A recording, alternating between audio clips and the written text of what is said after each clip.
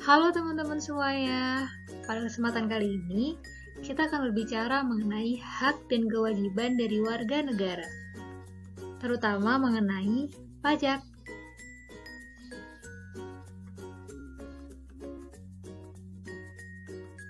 Sebelum membahas lebih jauh lagi, kita perlu mengetahui dasar-dasar hukum topik kita pada kali ini. Yang pertama yaitu mengenai hak sebagai warga negara.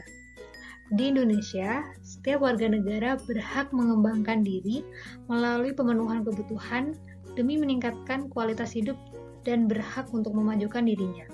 Hal ini diatur dalam Undang-Undang Dasar 1945 Pasal 28C yang berbunyi sebagai berikut. Ayat 1. Setiap orang berhak mengembangkan diri melalui pemenuhan kebutuhan dasarnya, berhak mendapatkan pendidikan dan memperoleh manfaat dari ilmu pengetahuan dan teknologi, seni dan budaya, demi meningkatkan kualitas hidupnya dan demi mensejahterakan umat manusia.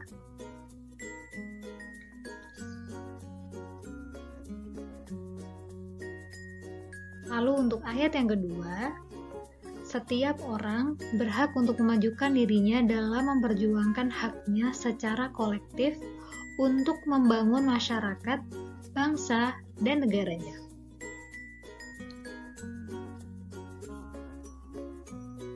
Tentunya, karena ada hak dari warga negara, akan ada kewajiban warga negara. Dalam kasus ini yaitu membayar pajak.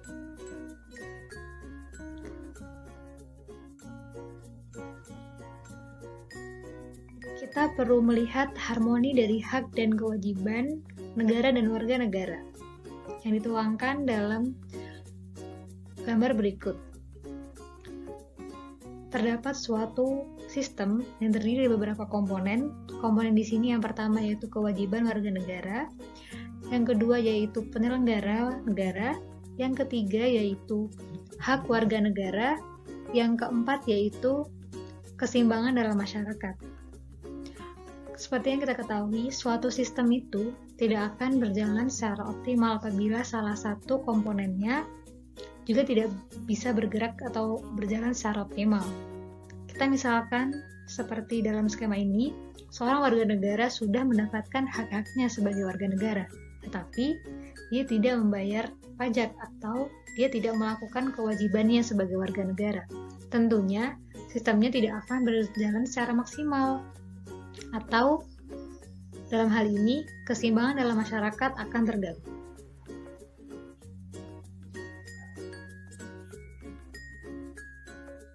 Selanjutnya yaitu dasar hukum dari kewajiban warga negara untuk membayar pajak. Undang-Undang Nomor 6 Tahun 1983 telah beberapa kali diubah sehingga menjadi Undang-Undang Nomor 28 Tahun 2007 tentang UU KUP. Disebutkan bahwa wajib pajak adalah orang pribadi atau badan, meliputi pembayar pajak, pemotong pajak, dan pemungut pajak yang mempunyai hak dan kewajiban perpajakan sesuai dengan ketentuan peraturan perundang-undangan perpajakan. Lalu, pajak itu sendiri apa sih? Jika kita mengacu pada KBBI, pajak adalah pungutan wajib, biasanya berupa uang yang harus dibayar oleh penduduk sebagai sumbangan wajib kepada negara atau pemerintah sehubungan dengan pendapatan, pemilikan, harga beli barang, dan sebagainya.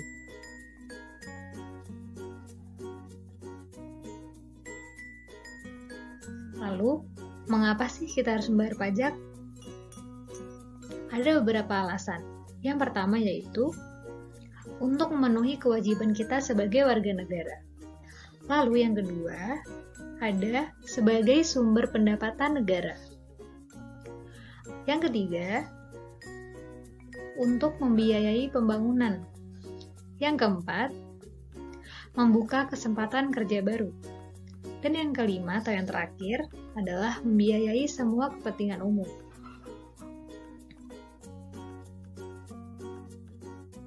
Lalu, pajak sendiri memiliki beberapa fungsi. Fungsi yang pertama yaitu fungsi anggaran. atau budget year. Untuk menjalankan tugas-tugas rutin negara dan melaksanakan pembangunan, negara tentunya membutuhkan biaya. Biaya ini dapat diperoleh dari penerimaan pajak. Fungsi yang kedua yaitu fungsi stabilitas. Dengan adanya pajak, pemerintah memiliki dana untuk menjalankan kebijakan yang berhubungan dengan stabilitas harga, sehingga inflasi dapat dikendalikan. Hal ini bisa dilakukan antara lain dengan jalan mengatur peredaran uang di masyarakat, pemungutan pajak, dan penggunaan pajak yang efektif juga efisien. Fungsi yang ketiga yaitu fungsi mengatur atau reguleren.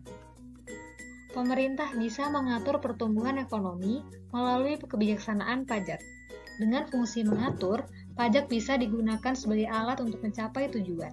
Contohnya, dalam rangka menggiring penanaman modal, baik dalam negeri maupun luar negeri, diberikan berbagai macam fasilitas keringanan pajak. Lalu, dalam rangka melindungi produksi dalam negeri, pemerintah menetapkan biaya masuk yang tinggi untuk produk luar negeri. Fungsi selanjutnya yaitu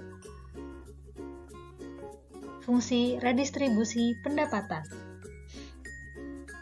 Pajak yang sudah dipungut oleh negara akan digunakan untuk membiayai semua kepentingan umum, termasuk juga untuk membiayai pembangunan sehingga dapat membuka kesempatan kerja, yang pada akhirnya dapat meningkatkan pendapatan masyarakat itu sendiri.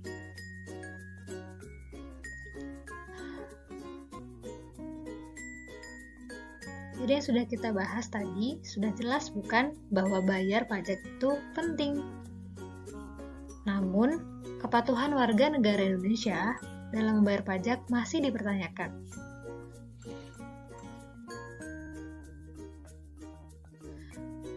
Kepatuhan pajak tercermin dari rasio penerimaan terhadap PDB atau tax ratio.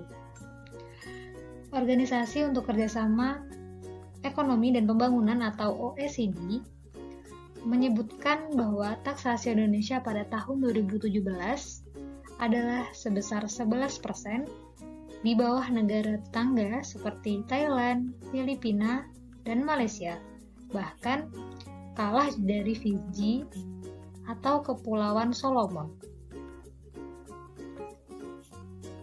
Bisa kita lihat juga, tahun 2018 memiliki sedikit penurunan menjadi 11,5%, lalu pada tahun 2019 dan 2020 mengalami penurunan yang sangat tajam.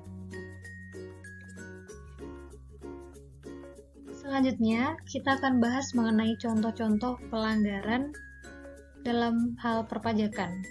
Yang pertama yaitu maraknya mobil mewah yang belum dibayarkan pajaknya. Seperti berita yang kami kutip dari CNN Indonesia, sebanyak 1.100 mobil mewah di DKI Jakarta tunggak pajak. Total sebesar 37 miliar rupiah. Lalu contoh yang kedua yaitu tentang kasus pengusaha yang juga menunggak pajak. Seperti berita yang kami kutip dari kompas.com, penunggak pajak sebesar 4,4 miliar rupiah, seorang pengusaha disandra ke lapas. Hal ini tentunya sangat miris, apalagi kedua berita tersebut jumlahnya tidaklah sedikit pajak yang tidak dibayarkan. Tentunya sangat disayangkan karena pajak tersebut apabila dibayarkan sudah sangat membantu pembangunan Indonesia.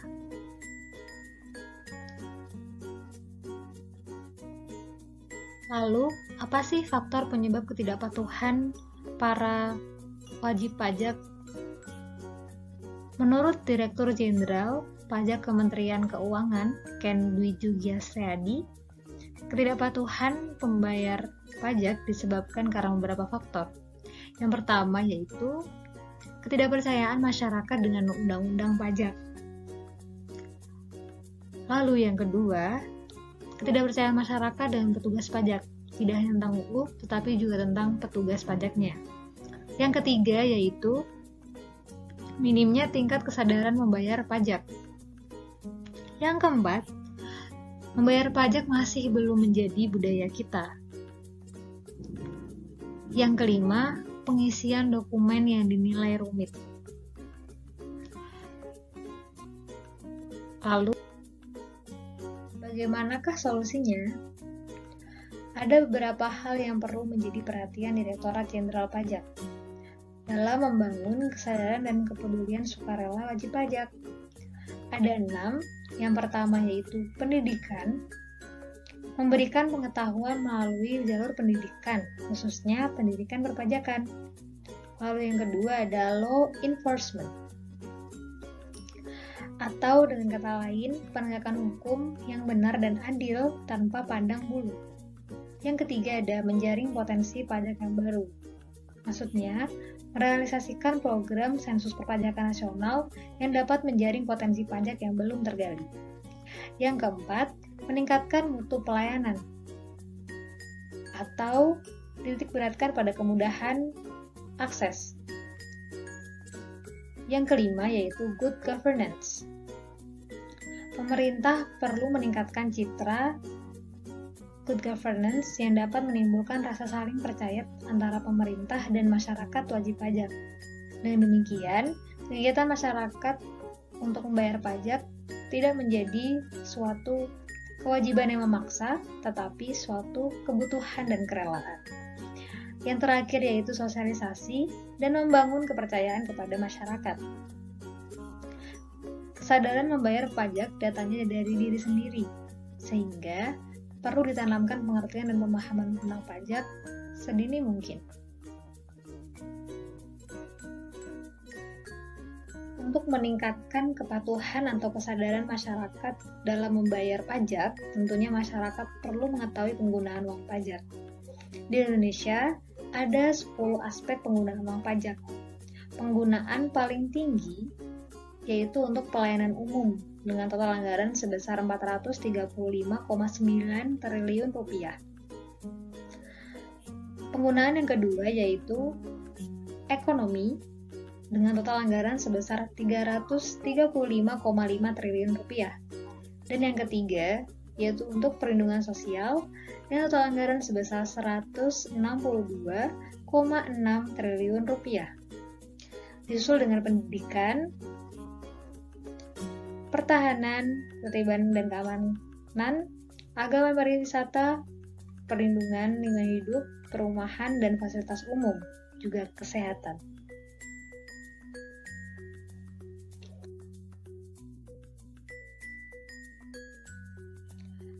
Terima kasih karena telah menonton video kami. Semoga ilmu yang kami berikan semakin memperkuat pemahaman teman-teman mengenai kewajiban dan hak warga negara dalam hal perpajakan. Sampai jumpa!